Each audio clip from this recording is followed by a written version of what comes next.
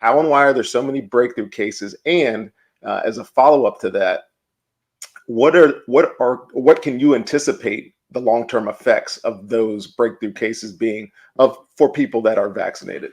So once we're vaccinated and we're fully vaccinated, it means that either you've gotten one shot of the Janssen vaccine or two shots of the mRNA vaccines, Moderna or the Pfizer. And after that, you're considered fully vaccinated.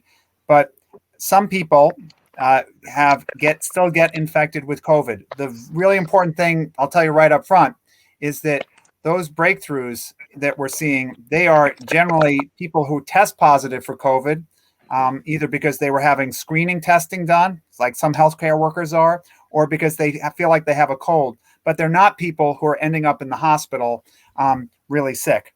And that's the overwhelming majority of the breakthrough cases we're seeing. Why does it happen? It probably happens for two reasons. First of all, no vaccine is absolutely perfect.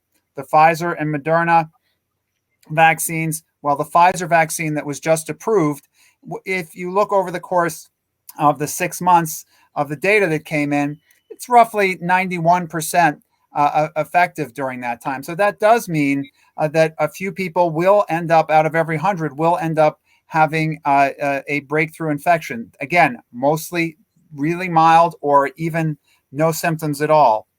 The other thing is we as Dr. Tuxen already just noted, with time, it looks like over the course of maybe 6 to 8 months, there is some waning of our immunity. Our immunity gets lower. And that in the setting of this really nasty Delta variant, which is, it's like the original version of this virus on steroids in terms of its ability to spread. That combination is what's probably leading to the breakthroughs we're seeing.